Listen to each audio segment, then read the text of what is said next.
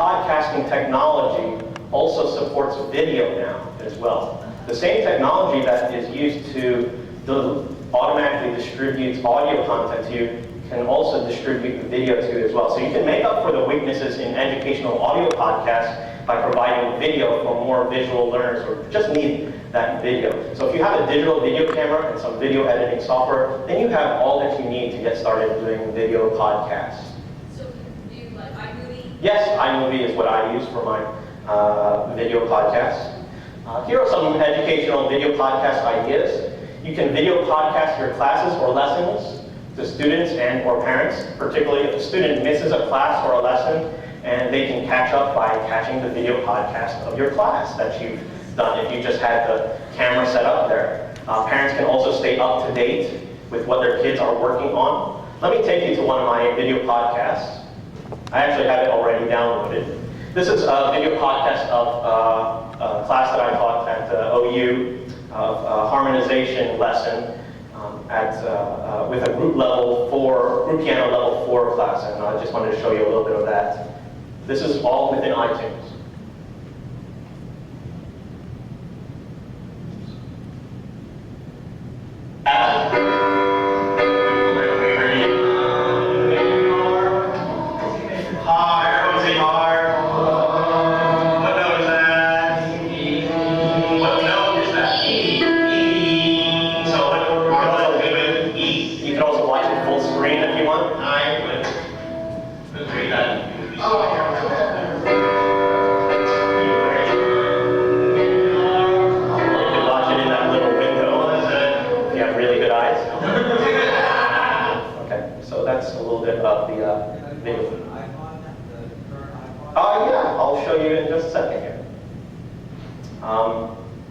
So as I said, you can video podcast your classes or lessons to students or parents.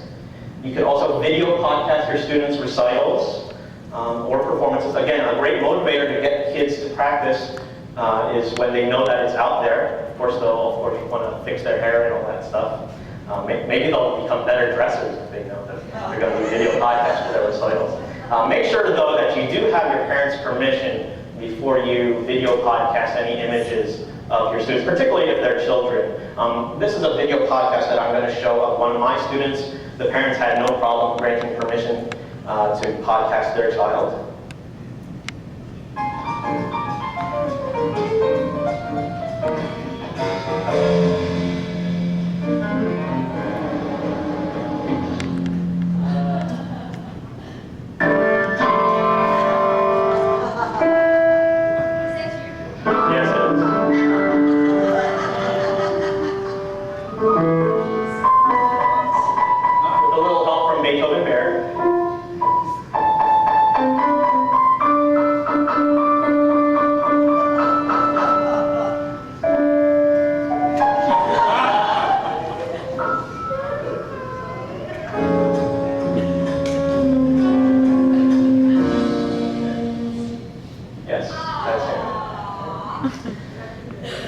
What's that? That's your baby? Yes, it is. Yes, I'm proud to say so.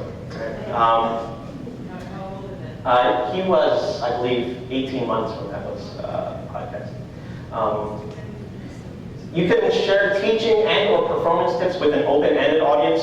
The podcast of my piano class I showed, I just set up the camera and then just, podcast the lesson, but you can produce lessons or ideas to share with anyone, and with some good editing, you can make the viewers feel more involved. Here's one of the more recent video podcasts that I've done, and I'd like to share that with you. This is a 5-minute podcast, and I just wanted to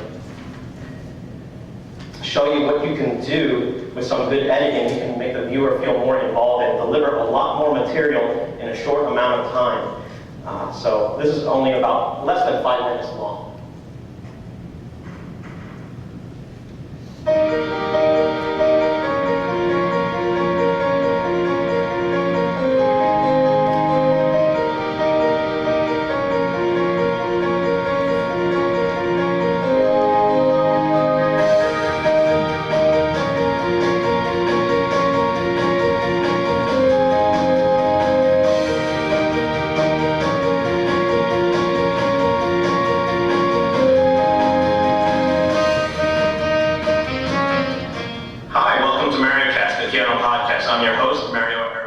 save time and to prevent myself from being very redundant, I'm going to skip this part of the presentation where I played this Clocks episode. However, if you didn't see this Clocks video podcast episode, you can go back and view it on the Piano Podcast at marioahero.blogspot.com.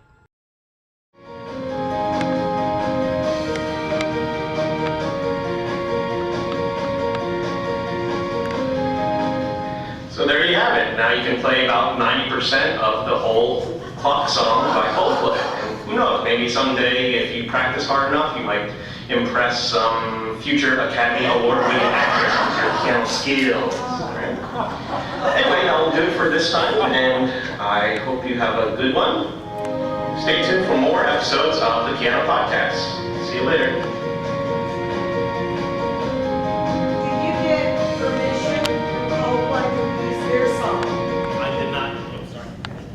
Would one really legally need to do that? I'm going to talk about that in just a second, actually. Yes, sure. Yeah, and I did not get permission from Coldplay's lead singer, Chris Martin, to use an image of his wife either. So, but I think I'm not thinking that they're going to chase me down. I'm hoping, but you never know.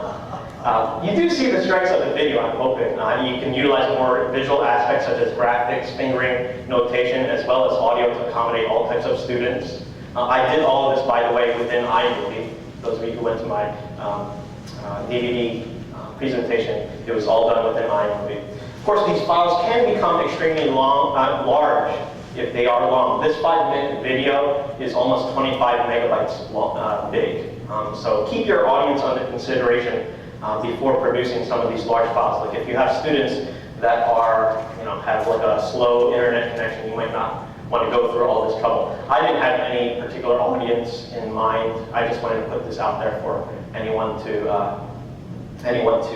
see. I actually got an email from a guy in Toronto who said, "Hey, I really like this podcast. I always wanted to learn the song." And then he had some other questions about the MIDI file that I used to put this. Now, to go back to your question, what kind of music can you play on your podcast? You can do anything as far as, it could be popular like we did, you could do classical, but not quite. I wouldn't go into your CD collection and get Glenn Gould's recording of the Bach Goldberg variations and podcast them for all your students and the whole world to see. I'm guessing that there's something legally wrong with that, and also morally wrong with doing that. In my Coldplay podcast, you'll notice that I did not use the original recording. I didn't use the original recording. I used a MIDI arrangement of it by myself. And I only used a very small snippet of it. I didn't play the whole song. There is a lot of debate that is going on within the podcast community in regards to fair use of copyrighted material. Don't think that just because you are an educator that you have the right to just podcast anything. You do have to be careful with what you're doing. Part of the problem is that copyright laws didn't take into account these emerging technologies. And I'm no law expert, but try to use your best judgment when you're doing your podcast. There is one aspect of copyrights that I do want to address, and that's called Podsafe music. There's all these pod words popping up all over the place. There is such a thing as what we call Podsafe music. The Podsafe Music Network is probably the the biggest collection of what we would call Podsafe music. The Podsafe Music Network is made up of two groups of people, or two groups of users. It was at this point in the presentation that the video camera that I was using to record this presentation ran out of tape, so I'm going to fill in the gaps here for you right now. What I was talking about was the Podsafe Music Network, and the Podsafe Music Network is made up of two groups. Number one, podcasters who want to play music that is free of any licensing fees. And number two, artists who have made their compositions and performances available to be played in podcasts just as long as the creator is given proper attribution. And I've registered in both of these groups within the Podsafe Music Network for free as a musician and also as a podcaster as well. And then I put up a few recordings online, and I was surprised that within a few days I was notified that my music was played on some podcasts. And what I did at this point in the presentation was played one of those podcasts that had played one of my performances that I have put up on the Podsafe Music Network, and I'd like to share that with you. Speelt piano en is leraar muziek op de universiteit in Oklahoma. Mario Aiero met de sonate van Haydn.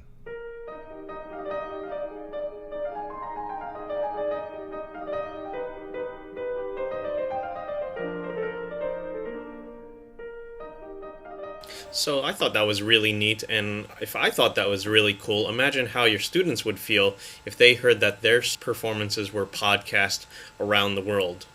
It's also an excellent opportunity, I think, to teach your students about respecting copyright laws during this whole process. The Podsafe Music Network is made up mostly of independent bands, and there's only a few classical musicians, so there's plenty of opportunity, I think, for teachers and students to contribute to this emerging podcasting culture. So what can we achieve with podcasting? Well, world peace? Probably not, but I think it can bring us closer together as a community of music teachers by sharing knowledge wherever we are in the world. We all gathered at MTNA because we want to get better at teaching and share ideas with one another. But as music teachers, we only get together for these type of conventions maybe once a year or twice a year if we're lucky. And a lot of that is understandable because we're all busy teaching and performing. But I want to continue sharing my technology ideas with all of you year-round. But probably what's more exciting about podcasting is that I want to be able to listen to teaching ideas from all of you, the podcast listeners and podcast viewers. It doesn't really matter who you are. If you're just a small voice, you have something to contribute. At this point in the presentation, I shared excerpts from one of my video podcasts on my interview with Julie Nur, who's probably one of the most knowledgeable piano teachers that I know. And I thought everyone really should be seeing and hearing what she's doing with her piano students. So if you haven't checked out this video podcast with Julie Nur on group piano teaching ideas, I strongly encourage you to do so because she really has a lot of great ideas to share. And I'm sure all of you have something else that you can share with a community of music teachers or musicians. And that's the beauty of podcasting, is that it's not just about one person being the star, but that we all have something that we can contribute to one another. So yes, we should still keep attending conferences like MTNA and NCKP and read up on our professional journals and periodicals like American Music Teacher and Keyboard Companion. But what about in between? I think we all could be podcasting in between.